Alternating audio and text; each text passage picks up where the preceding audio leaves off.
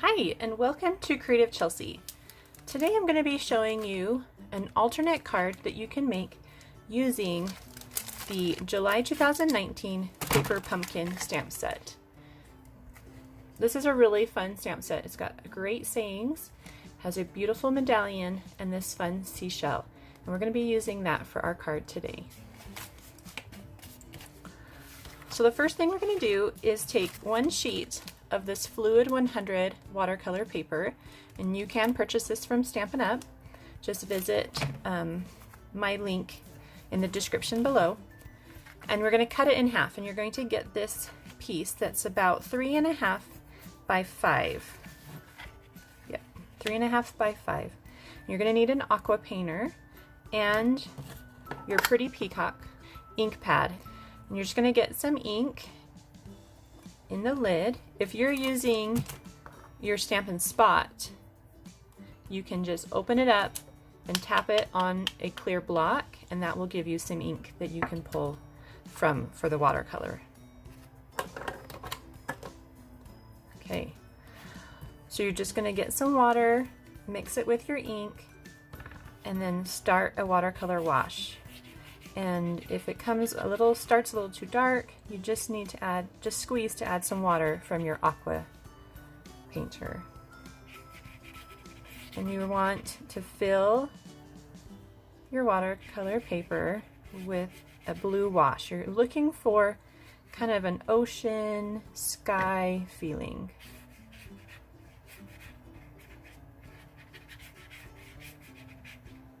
Okay. Then you can grab a tissue or paper towel, kind of just dab some of those really wet places. And then I'm going to just do a little bit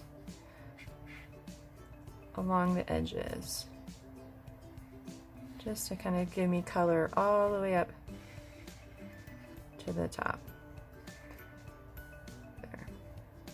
Okay, so I like the variation of a little dark on the top and in the middle, and then again on the bottom. So just to speed things up, I'm going to use my heat emboss tool and just to heat up and dry the water.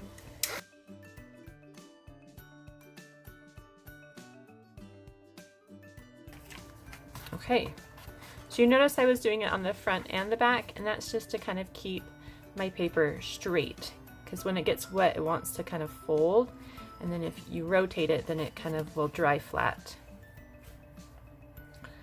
So grab another color. I'm using Sahara Sand. We're going to do our seashells in this color. So I'm going to stamp them here at the bottom, along the bottom half, and I'm going to do kind of an arch shape. I'm kind of holding it onto the watercolor paper a little longer than I would normally, and that is just so that that color can kind of seep into the paper. I'm going to do another little stamp right here at the bottom. Okay, so I kind of have my arch. Let's go ahead and do some splatters to kind of fix my little mistake up here. So get your Aqua Painter, pick up some Sahara Sand, pick up some Sahara Sand color, use your lid, and just kind of splatter if you have any problems like mine. And you can do heavy splatter to kind of hide it, or you can do a light splatter. I'm gonna do some over here so it doesn't look there. Okay, and then I'm probably gonna add some pretty peacock splatter as well. So kind of clean that a little bit, pick up some blue, and kind of splatter that in the same places.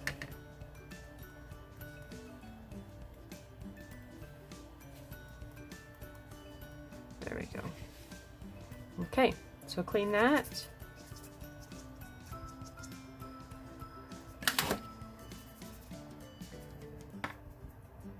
And then I just take a tissue and wipe off the lid.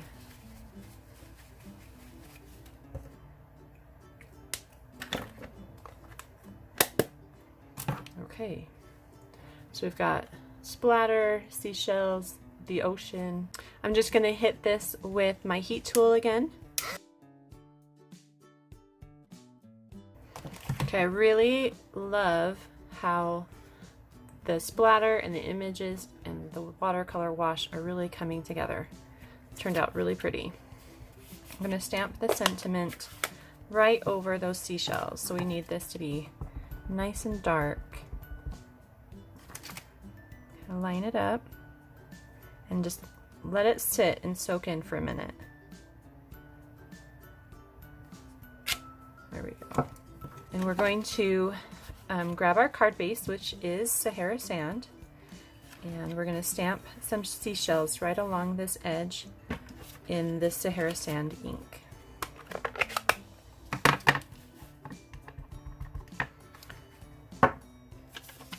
And they can go any direction you would like.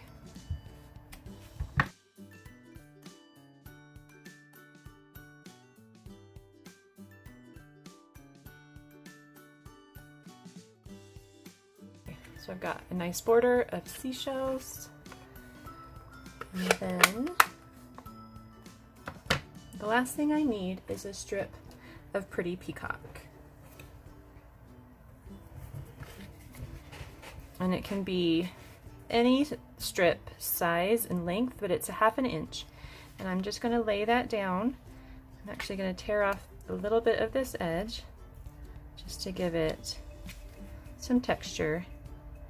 And I'm going to lay that right around where I've placed my greeting. So right about there looks good. With my snail.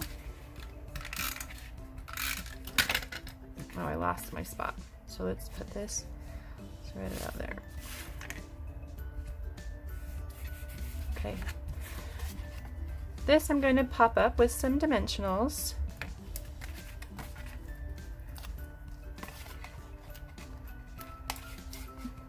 And you can put it straight on or at an angle. I'm actually just going to put it straight.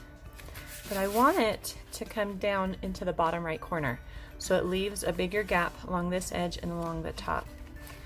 The next thing I'm going to do is add 32 inches of linen thread. Okay, so you're going to put your ends together and it creates a loop. I'm going to put that loop where you want your bow. So I want it right here.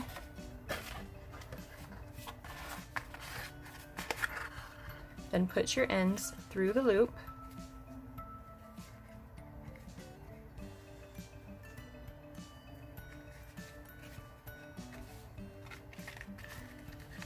And then pull it, and then place your, see in the same direction that the ends are going, you're going to go under that string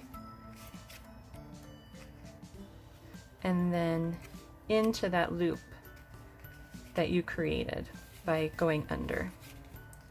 Okay, so then you're going to pull again to make this tight,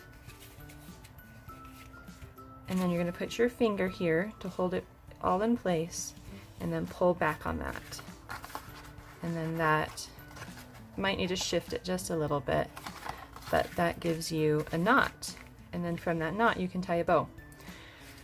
Now I'm gonna try showing you a double bow, and I think it turned out really good in my sample that I made, but it does require, you don't have to do it, but I liked it.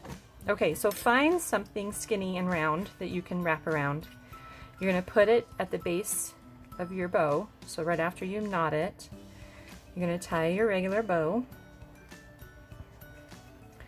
and tie it kind of tight, but not, I mean, you're still loose. And then you're going to remove that, then pull your ends so that they're a little bit longer, and then you're going to weave those or put them through the knot, and then pull them gently so that you have a double bow.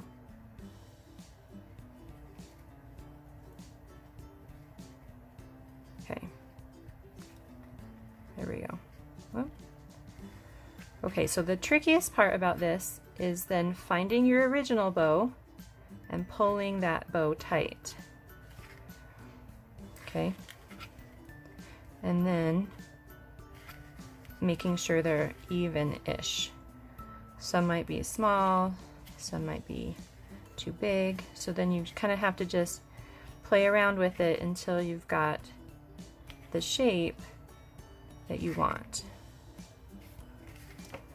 Okay, so let me show you up close how that looks.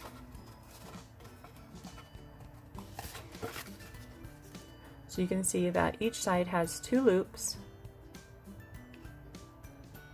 and 1 tail on each side. So that just kind of adds a little bit to your linen thread because it is such a small and thin bow sometimes. So let's just slide that in a little bit so we can still see the texture from that tear. And then the last thing we're going to do, we're going to add some rhinestones, and I want to color them.